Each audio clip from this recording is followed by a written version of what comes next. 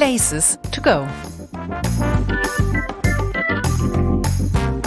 Welcome to Places to Go, the podcast from Plazy. As the name suggests, in each episode, we introduce you to a place to go that we can recommend to you.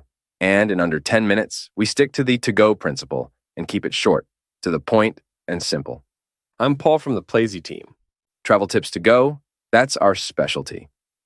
With Plazy, we have developed a platform where you can put together your own personal travel guide for selected destinations. Hamburg is also included, where we have collected sustainable travel tips, and many of them are located in the Schanzenviertel district. So let's take a closer look at this district in this episode of Places to Go. We even have a very prominent Schanzen fan on board for you, Philipp Westermeyer from the company OMR, which has its headquarters here in this district and organizes the big OMR festival every year in the nearby exhibition halls. If you also want tips that are tailored to you and your wishes, then take a look at hamburg.plazy.travel. But for now, let's take a look at this district, whose name already hides its origins, Sternschanze, as it is officially called, after the star-shaped defensive fortifications that Hamburg had built here in the late 17th century. Today it is the city's left-wing alternative district, now also quite gentrified, but it has retained a certain creative spirit. You won't find the big chains here, but very individual stores, cafés, restaurants, and, above all, bars. And I'd like to introduce you to 3 places here that you won't find anywhere else: a street, a house, and a square.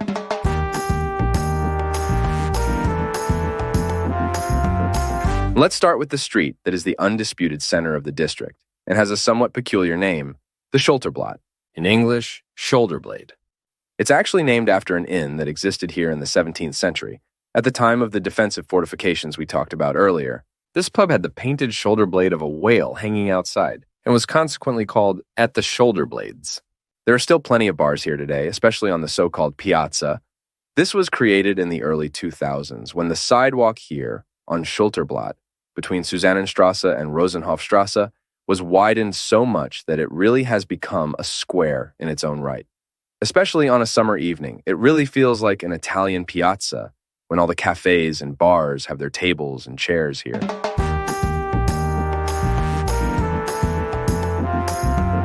Directly opposite the piazza is a building that is probably the most famous and also the most controversial in the district, the Red Flora. This building was actually opened in 1889 as the Flora Concert Hall, where stars such as Zara Leander, Hans Albers, and Johannes Heesters later performed. And the name Flora, by the way, came from the lamps in the garden behind the building. There were hundreds of them, and they were shaped like calyxes. Unfortunately, there is nothing left of them in Flora Park today. During the day, the park still has its charm, albeit a completely different one than back then. In addition to playgrounds and meadows, there's also a graffiti wall where anyone can boulder freely, the Kilimanjaro. In the evenings, however, this is often a hotspot for drug dealing, so you have to be careful. And the house, the Flora, has also changed. In the 20th century, the neighborhood and this building went downhill. A cinema moved in here in the 50s, later a discount store. Then it was to be demolished. But the left-wing scene fought back. They didn't want to give up their Flora, so they simply occupied it.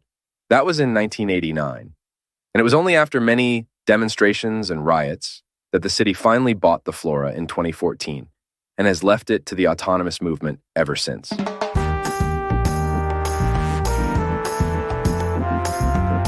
If you walk south along Schulterblatt from Flora, you'll come to the triangular square that we want to introduce to you next, the Neuer Pferdemarkt.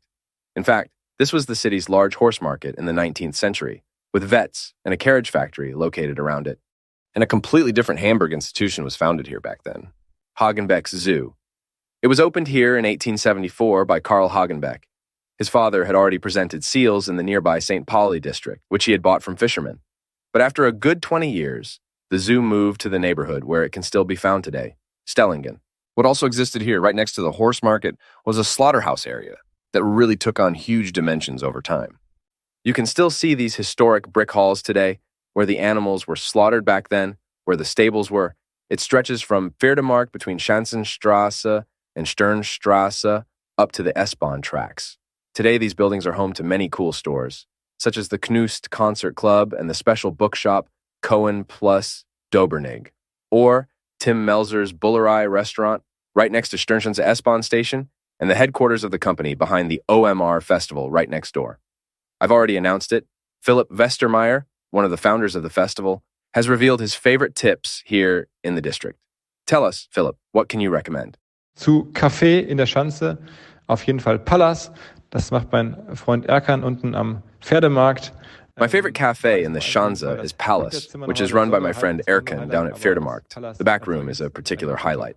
The Peperoncino comes to mind as a bar. It's a bit outside the Schanze, on the way down to the Reeperbahn. It's run by two former colleagues from the Bullerei, and they've made a dream come true. I can recommend the Mojo store in Schulterblatt, which is very small and personal. I like to stroll past there during my lunch break. As a restaurant, I just have to mention the Bullerei. I'm always there, and the restaurant is run by our neighbor, Tim Melzer. The lunch menu in the deli is also great. I recommend the okonomiyaki, Japanese pancakes. And in my opinion, the most beautiful street in this district is Beckstrasse. It's a small, car-free, cobbled street that looks a bit like cities that want to be photographed a lot on Instagram. Schulterblatt. Restaurant, da bin ich sehr eingeschränkt und muss einfach die Bullerei erwähnen. Alles andere wäre nicht fair, weil ich da einfach auch immer bin und weil es natürlich unser Nachbar Tim Melzer sie betreibt. Also wer ein Restaurant sucht, Bullerei, auch gerade der Mittagstisch da im Deli, dort Okonomiyaki, japanische Pfannekuchen, kann ich empfehlen. Ansonsten die Lieblingsstraße in der Schanze ist aus meiner Sicht die Beckstraße. Das ist so eine kleine autofreie Kopfsteinpflasterstraße, die sieht ein bisschen aus so wie einfach Städte aussehen, die bei Instagram viel fotografiert werden wollen.